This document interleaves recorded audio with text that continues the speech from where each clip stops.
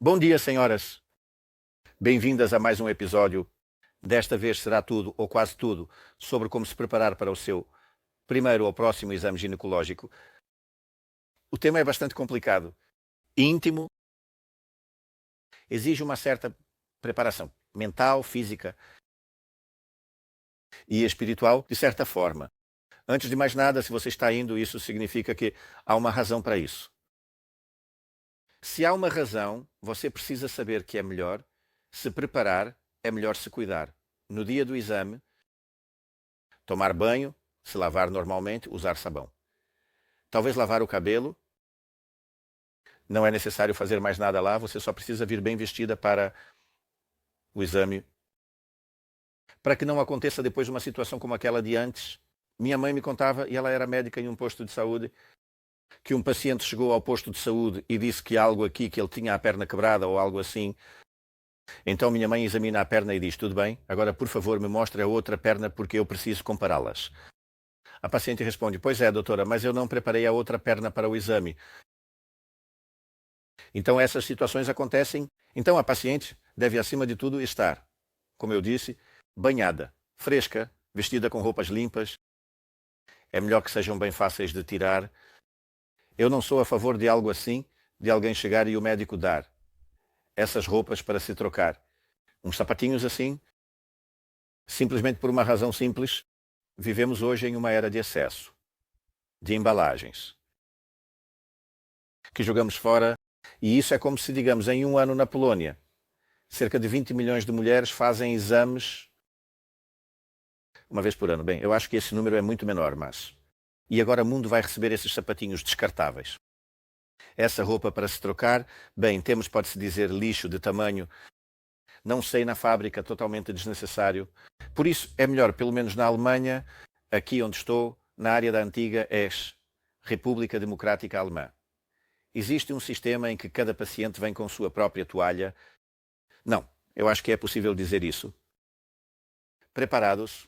Na Polónia não são necessárias, mas realmente vale a pena pensar sobre o aspecto limpo, ecologicamente.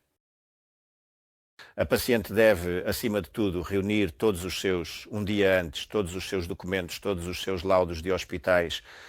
Seria melhor manter, seria bom ter, digamos, uma pequena ficha de toda a sua vida, pode-se dizer médico.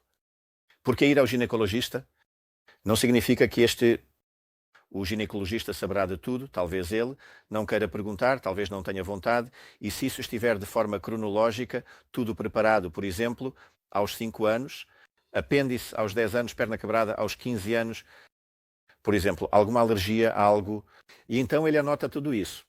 E já tem o paciente fixado, já sabe o que é claro, o ameaça. Muitas vezes eu quero rir, porque a paciente chega e assim, o segundo resultado não é um resultado, mas sim uma conta. Depois de novo o resultado, depois de novo a conta. Não, eu preciso colocar isso em um copo, em outro copo. Escutem, não precisa de algo assim. É apenas uma pura perda de tempo. É melhor vocês pegarem hoje, escaneiem apenas as coisas mais importantes. A coisa mais importante, sempre desses laudos de hospital, é o diagnóstico. O que foi feito, quais medicamentos foram eventualmente utilizados, final do mês. O ano é suficiente, nenhuma data exata, aqui. Não é necessário. E quando vocês chegarem com uma folha A4 escrita, seria melhor ainda se vocês dessem essa folha para o médico, ele vai escanear ou colocar no prontuário. Isso também é muito importante, mas é só isso que na próxima consulta. Ele terá tudo isso à sua frente. E vocês já não perdem tempo repetindo e que aqui eu tinha 3 filhos, que para o terceiro filho me tiraram do aspirador, que a criança pesava Finchtamek. E assim por diante. Então é muito importante estar bem preparado. Seria bom anotar isso com um pouco de antecedência. Perguntas que você tem para o médico. Porque se nós anotarmos essas perguntas, então o médico vai dizer sim, não, não sei, ou algo assim. E não é assim que o paciente chega e no final ele diz, e agora eu tenho perguntas. E eu pergunto quais. Pois é, porque eu esqueci quais eu tinha perguntas, certo? Então isso não faz muito sentido, num pouco. Então já sabemos que o paciente chega com um histórico sobre sua condição de saúde, do seu passado. Seria bom sentar-se com sua família, não com o marido, porque o marido geralmente não tem muito a ver com vocês. Melhor com os pais, mãe, pai, avó, bisavô. bisavó, se alguém tiver, ou tataravô, algo assim, de modo geral, irreal, mas seria bom que cada um deles, de cada um, anotasse o que eles tinham. Isso é uma questão muito importante. O que mais me faz rir é quando começamos a conversar sobre diabetes. Eles perguntam se há diabetes na família. Não, não há diabetes. Só a avó ou o avô tem diabetes. Eu digo, bem, isso é realmente muito importante. Sim, mas ele só foi diagnosticado aos 60 anos. Eu digo, exatamente. E essa diabetes aos 60 anos, isso prova que aos 30 anos já se pode ter alguns indícios. Diabetes, sim. E aqui vai uma curiosidade. Diabetes não é uma doença que se teve ontem e antes. De ontem não. Diabetes é assim, como os tons de cinza. Como essa mesa, o meu, simplesmente vem do branco em direção ao preto e gradualmente, a cada dia e mês que passa, está cada vez pior e infelizmente a diabetes vai nos acompanhar como sociedade nos próximos 50, 100 anos, praticamente para todos. Ok, tudo bem. Já passamos pela entrevista, pelo preparo, claro.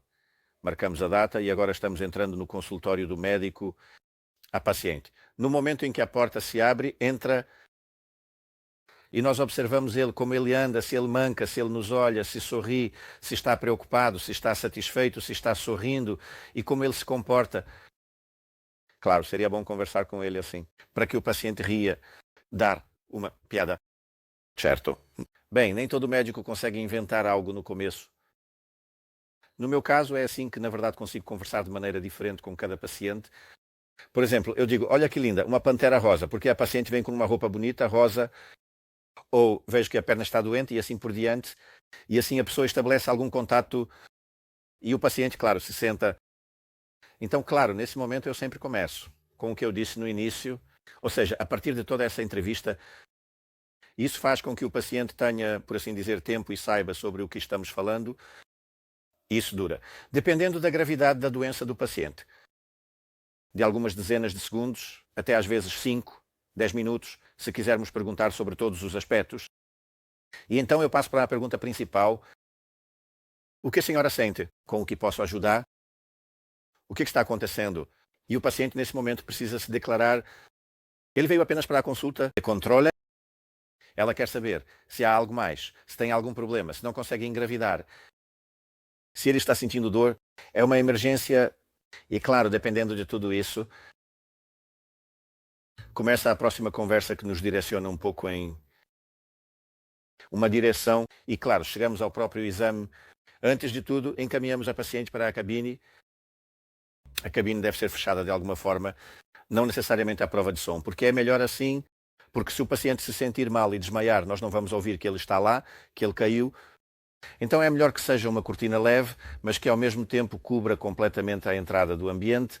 É melhor que não se possa olhar de fora pela janela.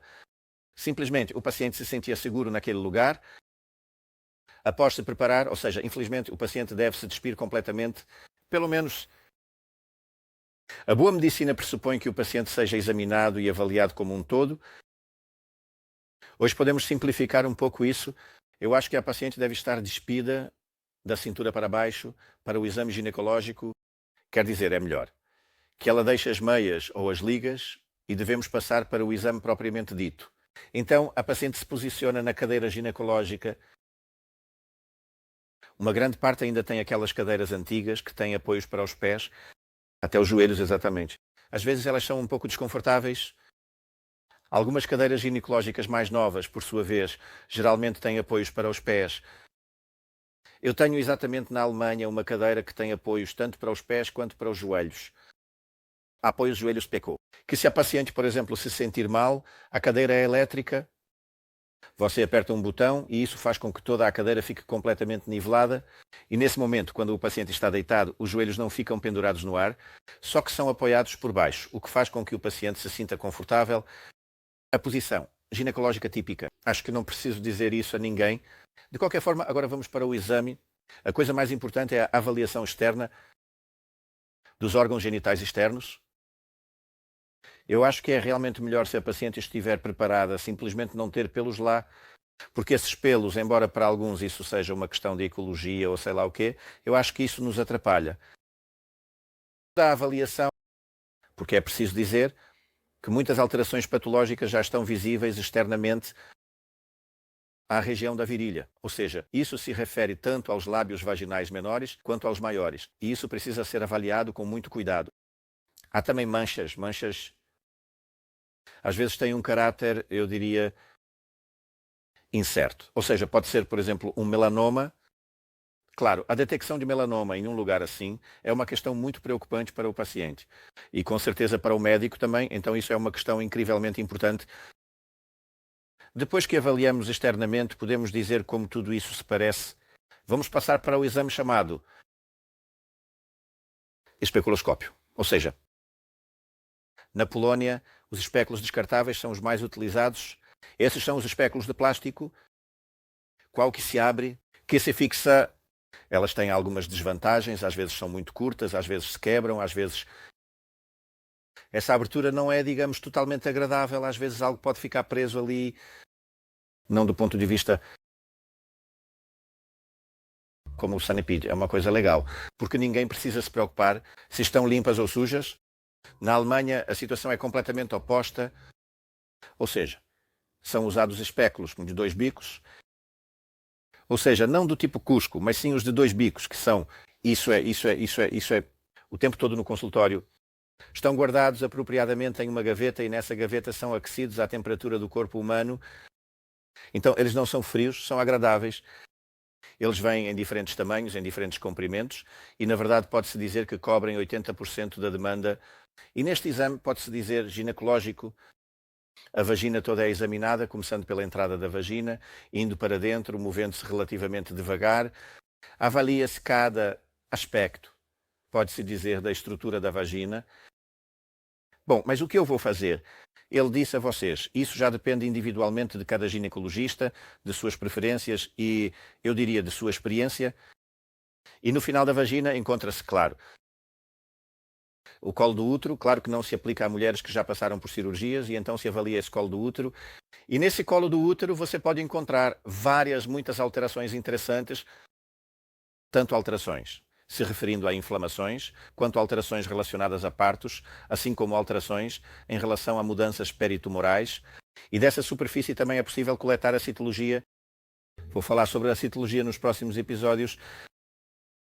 E aí, alguns também realizam o exame colposcópico, ou seja, um exame utilizando um microscópio, um pequeno aumento na ordem de, eu diria, de 5 a 20 vezes. Nesse colo do útero, frequentemente se usam filtros, um filtro, por exemplo, verde. Também se usa ácido acético para obter as chamadas colorações brancas.